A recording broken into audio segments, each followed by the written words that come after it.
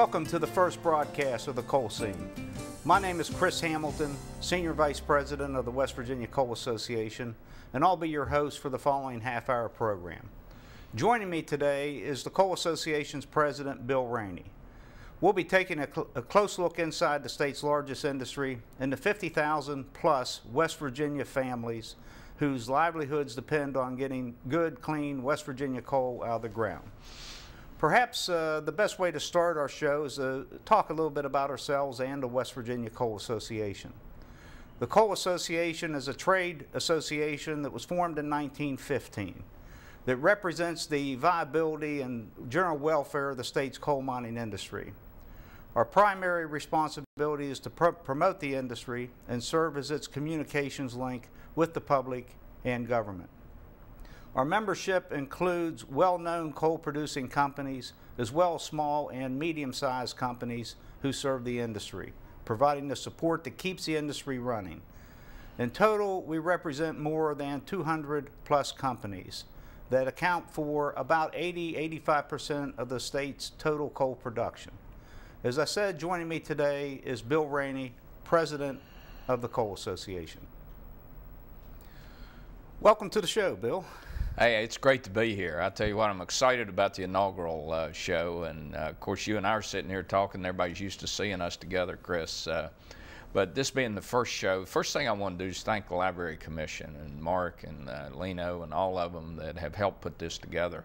Because as you said in the opening, you know, one of our missions is to bring positive attention to and factual information to the public and the legislature and the government and everyone. And this is just a wonderful opportunity for the coal industry to shine. And this whole show, in our minds, as you and I have talked, is about bringing attention to the great work our people do out here on all the jobs throughout the 27 coal-producing counties. So I'm glad to be here. Well, that's probably as good of a place to start as any. The people that do the work who are out in the field and in the mines every day. So let's pick up on that and talk a little bit about today's coal miner, what he means, the way he or she, because there's a lot of ladies who work in and around the mine industry, the way they live their lives, you know, a profile of that individual who works so hard within the industry. Well, as you well know and as many know, they're absolute professionals today. They're the best coal miners in the world is what I always tell people, and I truly believe that because people come from all over the world to see how they're performing in this challenging geology, topography, weather conditions, and we maintain and sustain production here. You have coal miners, as you said, there are more and more ladies that are involved in it. It's predominantly a male workforce, has been over the course of history. And today they're looking really at individuals that they would like the individual to have completed high school. Most everyone has. And an awful lot of people in the industry today have some college credit. And when you get into an operating coal mine, it's just a remarkable environment, very technically oriented. It's one that demands absolute perfection in terms of performance. And we always talk about it being a zero mistake environment. Such teamwork is involved, and everyone has to depend on everyone else to make sure that they're doing their jobs. That's why so many companies have instituted drug programs at the request of their own people, because they want to make sure everyone's on the top of their game when they're underground or on the surface. The equipment is absolutely remarkable and fascinating to watch it operate. And it takes a great deal of technical skill today. So we've got about 20,000 people that directly dig coal every day. And we have about another 30,000 across the state that we call specialty contractors. And they depend on a mine operating somewhere in West Virginia every day. The coal miner today, without overtime, will make about $62,000 a year. Have a full array of benefits that will include health coverage, typically a 401k retirement. It will be, you know, very competitive in the sense of any kind of industrial worker. But today's coal miner is a real professional, and I always refer to them as we at the Coal Association have the opportunity and the privilege to represent the most practicing environmentalist of any organization in the world, because our people are out there every day building ponds, treating water, taking care of the land, putting the topsoil back, reforesting the mountains, and literally reconstructing the topography, and they are protecting the environment that they live in. And the wonderful thing about our miners and our industry is the fact that it allows our people to remain here in West Virginia, raise a family, purchase a home, educate their children, and they can do it very close to where they grew up, and they're able to stay close to their children and their grandchildren. And you know, that's what we always say. They don't want to do anything to affect the environment because they're living in it, and they want the same pleasure from fishing the streams and hunting the mountains that they had as children for their children and grandchildren. It just occurred to me as you were talking, 20,000 plus direct jobs, another 25, 35 construction, site preparation, maintenance jobs, people that also show up every day. It occurred to me, maybe because we're approaching a football weekend here, but that's about the number of people that show up on a typical Saturday afternoon at Mountaineer Field. And when you think of it in those terms, it sure is an awful lot of people that whose livelihoods depend on coal mining. Well, that's absolutely right. And you think about 50 to 60,000 people, then that would comprise, if we get them all together at one place, that'd be one of the largest cities in West Virginia. The other thing that occurred to me as you were talking, I know that over the past 4 or 5 years now, because of the industry being characterized as a high growth industry as a result of a strong market and strong pricing, there's been some additional capacity. I know that we've brought a lot of new miners, perhaps younger miners, into the workforce, but we still have, and I wanted to ask you about the average age of today's miner, in view of the fact that we're bringing in more and more new miners, perhaps younger miners, but we still have a very mature and exceptionally qualified workforce today. Well, we do, and the age, as you say, is advanced compared to a grouping of other workers, perhaps, and the average age, I suspect, runs right around 50 years old. So you got to imagine that there's an awful lot of people that are preparing themselves for retirement. So through that attrition, then you've got to backfill with hopefully equally skilled and competent and capable workers. And we're finding those today as the entry level comes. And we've worked with the legislature, we've worked with Southern West Virginia Community College, the WVU Mining Extension Service to establish the training programs for these entry level as well as the higher skill levels. And certainly those academies, as we refer to them, are very sophisticated means of training these entry level miners. And we desperately need new miners, and we want people that show up every day. You want them to be competent, capable, as we say, drug-free. So you meet that and you're willing to work hard every day, then you can have a very bright career right here at home in our industry. Well, we often hear the new miner positions, the entry-level positions, but I think you touched on it, the manpower needs that exist within the industry because of both attrition as well as this strong market we're in, which creates some additional capacity. I read the papers, I read the classified ads, and also see and talk to member companies a lot, and it seems like those manpower needs are across the board. It's not just with the entry level positions, but also the journeyman level positions, the technical, the specialty positions, and of course the environmental reclamation side of the business has just created a whole new line of demands, employment demands for chemists and other technical jobs. Well, I mean, you're absolutely right, and we oftentimes overlook those because we talk about the ones that we want to go to work in the mines. The companies want that front level red hat, if you will. But what we forget about is that tremendous supportive infrastructure that's out there. And we need young men and women who are trained in mineral accounting, for instance, transportation, logistics, safety, You mentioned environmental and how it has expanded just almost in terms of explosion, in terms of the opportunity that's out there for people in the environmental fields, and that's chemists, that's geologists. It's all of those subjects that sometimes stay hidden that are so critical. And if you're a young West Virginia man or woman and you want to stick close to home, and we talk about the opportunity to give back home at Thanksgiving, for instance, then if you want a career, then be a mining engineer. Go to WVU, and that's where, of course, we would like to see the mining engineers trained. Many of them go to the University of Kentucky, or many of them go to Virginia Tech. And if you're a mining engineer in West Virginia today, then you can almost be assured that you're going to be somewhere in the vicinity of your home, so you can come back see mom and dad on Thanksgiving and Christmas. Now, many of these other engineering fields and technical fields are going to take you worldwide, because, as you know, today the world's flat, and it's the technology spreads all across the globe. But the coal is here. The coal is in the east, it's in the Midwest.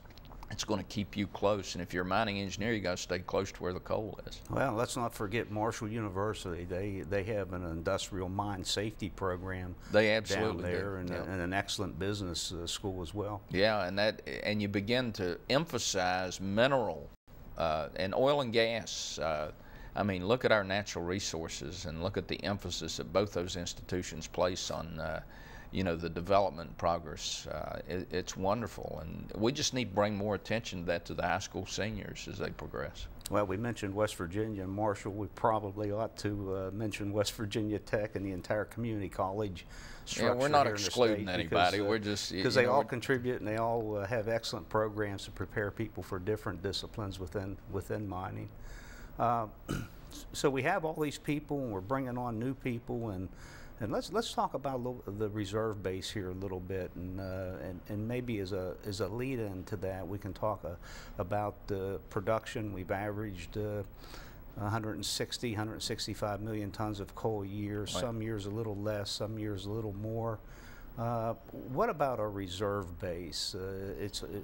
How many years mining at that level with all these people do we have here in the state? Well, you know, the Geologic Survey in Morgantown is the one that everyone turns to, and they've done studies over the years. They did a very comprehensive study years and years ago.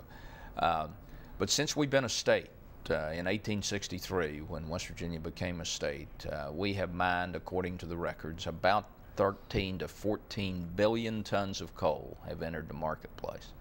So you got 13 to 14 billion that have been mined over the last 145 years.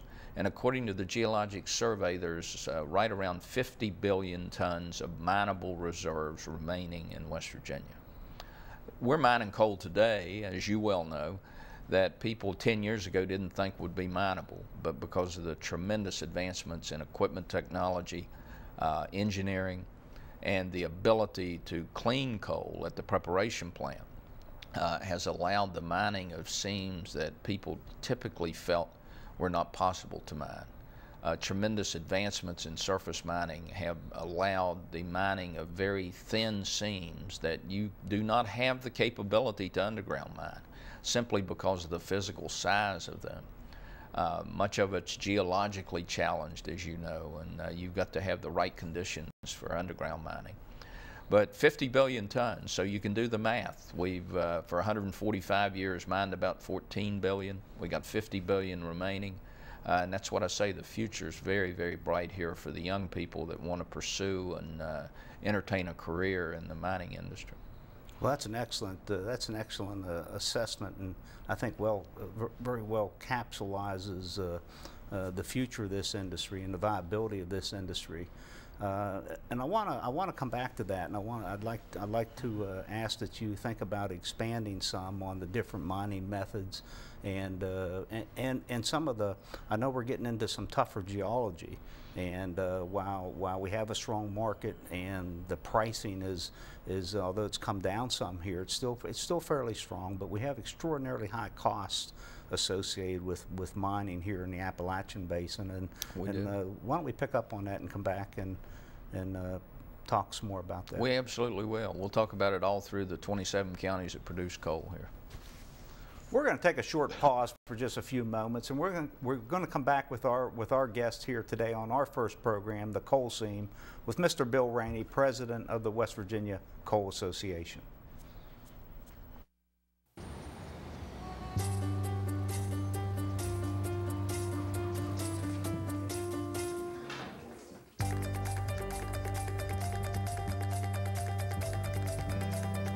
Big dreams and good grades aren't enough to get into college. There are actual steps you need to take. Finding someone who can help is the first and most important. For the next steps, go to knowhowtogo.org.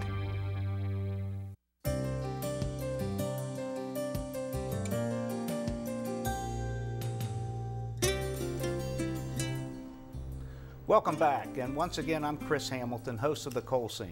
And with me today is our first guest, Bill Rainey, President of the West Virginia Coal Association. Bill and I have been discussing the role of the coal mine in the state's economy, a little bit about today's coal miner, the type of mining we have. And before we get into the economics of the industry, Bill, I'd like to go back and maybe just pick up where we left off and talk a little bit about the mining methods within the state and maybe a breakdown of the coal produced from underground mines versus surface mines. You know, each year, as you indicated early in the program, Chris, we have done over the years consistently about 150 to 160 million tons of coal. We keep about 35 million of that here to make electricity with. 99% of West Virginia's electricity is made by burning West Virginia coal. Very proud of that.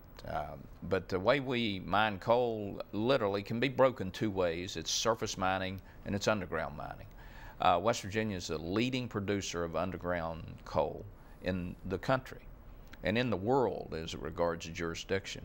We're the leading producer of bituminous coal in the nation. We're the second leading coal producing state behind Wyoming. And of course the coal seams out there are 80 feet thick, and back here they average about 5 feet thick. So there's a tremendous geologic difference. Surface mining accounts for 42% of our production. And it consistently has run somewhere between 38 and 42% of the annual production. And of course the balance is made up with underground mining. And you can break surface mining into mountaintop mining, you can break it into contour mining, you can break it into high wall mining. And high wall is a sophisticated modern style of augering. But all of it is surface mining, and it's so critical that it's really difficult to distinguish between the methodologies as it regards that. Some of that, of course, has been talked about in the press, and I think a very emotional argument. And the truth of the matter is, when you go out and look at what's truly being accomplished on these sites, it's remarkable. And when they're reclaimed and the approximate original contour is restored, then you literally can't tell where you mined. We are reforesting. We've gotten very good at that over the last half dozen years, thanks to the help from WVU, Marshall, University of Kentucky, Virginia Tech, have all joined together to make us very successful in reforesting many of these mined areas with our native species, and the native species being hardwoods. But we're broken really between surface mining and underground mining. We have the best underground miners in the world, truly do. And for people that have never been underground, it's always a remarkable trip and experience for them to go, as you well know, because it's such an environment that is unlike anything they're anticipating. So very professional, and you've got people operating machines with almost the Nintendo kind of control. And it's an exquisite environment that challenges the engineers. I contend that surface mining in West Virginia today is the most engineered and most scrutinized of any earth-moving activity anywhere in the world. And our people rise to the challenge, and they do it very, very well. Without question. You touch upon the environmental accomplishment, and we see that every day, but there's also a growing portfolio of post-mine land development in terms of schools and airports, and I know there's also some recreational items such as golf courses. Right. But there's also, when you get into southern West Virginia, down through that track of area where surface mining is more prominent, there's been, it seems, a very careful and comprehensive planning today.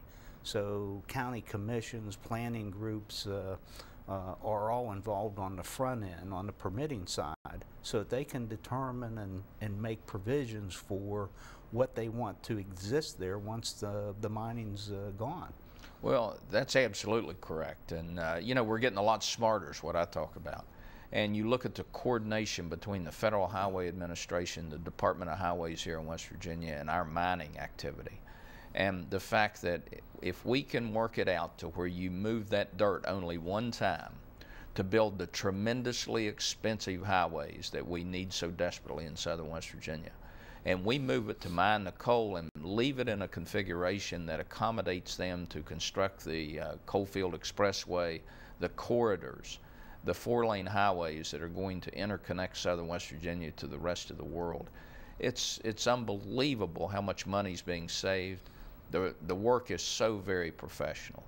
The county, Mike Witt down in Mingo County, has gotten a lot of positive attention about the tremendous diversity he's brought to that county as a result of developing mine land. You got fish hatcheries, you got wood products plants, you got airports, as you suggest. You have the highways being constructed and that are going to run through Mingo County, Logan County, and on down into the Carolinas. So the fact is that we're coordinating with all the agencies, the economic development people. We got a Coalfield Development Office. There's just a lot of attention there. And when you do coordinate that, because one of the most expensive parts of developing anything in West Virginia, particularly in the steep slopes of West Virginia, is the what it costs to move the earth.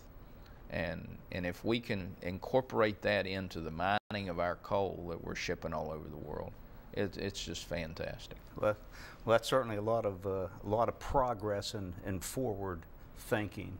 I know in talking even with a lot of my environmental, more conscious friends, that they just find they're just astonished when they learn that after a typical mine finishes and when they leave the area, they're required by law to pull out all the infrastructure, all the electric, all the water, all the high cost items when you develop a piece of land.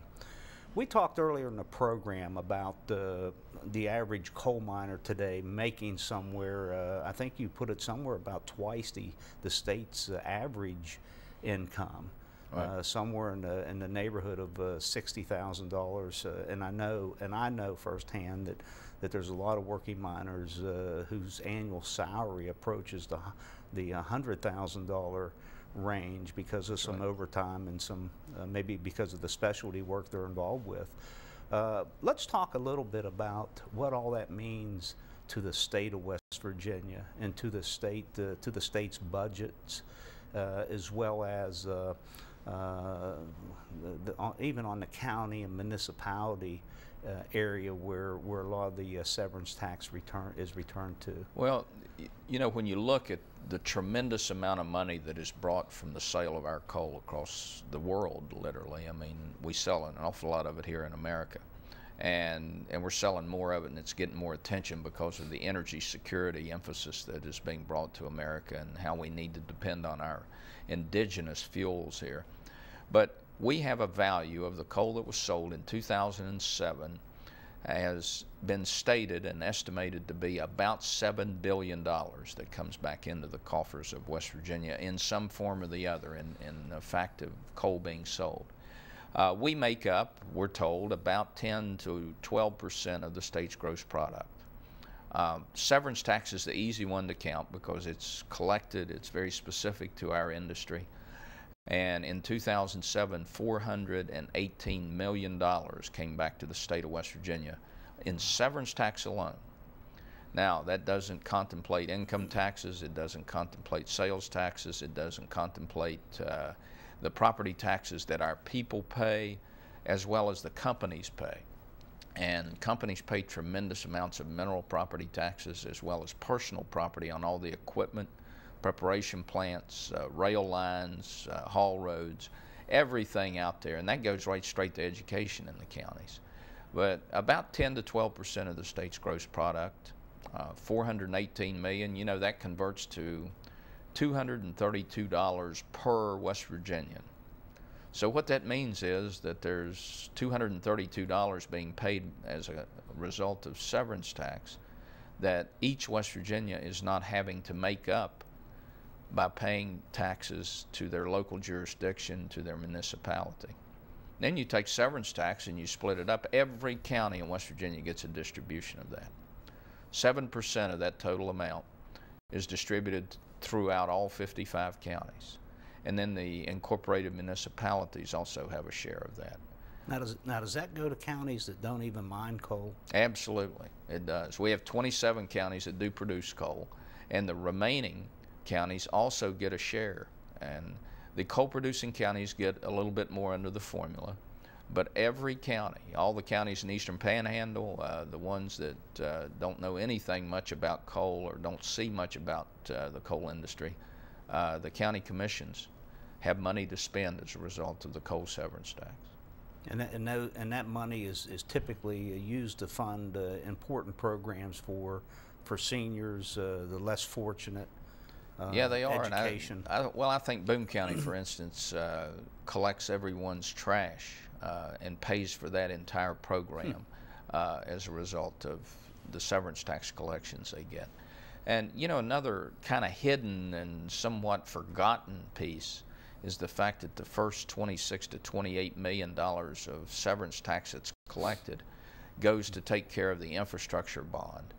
I was amazed just last week. I think I heard our governor say that West Virginia was one of it was certainly less than 10 states that finished the year with a surplus, and that for the most part we were spared from the current financial crisis here in West Virginia, and it was principally due to our strong mining base and the revenues generated from coal. Well, that's right. I think the natural resource, the fact that we make more energy than we use here is a tremendous benefit today. And when you think about it, you look at what's going on and everybody's lining up in Washington wanting a bailout. We have an industry here that doesn't want anything. They like everybody to talk pretty good about them and look at them very positively. But we have got an industry that is wanting to continue to work, hire people, and contribute in substantial amounts to the state of West Virginia that keeps it, as you say, one of 5 to 10 states perhaps that had a surplus. Wow.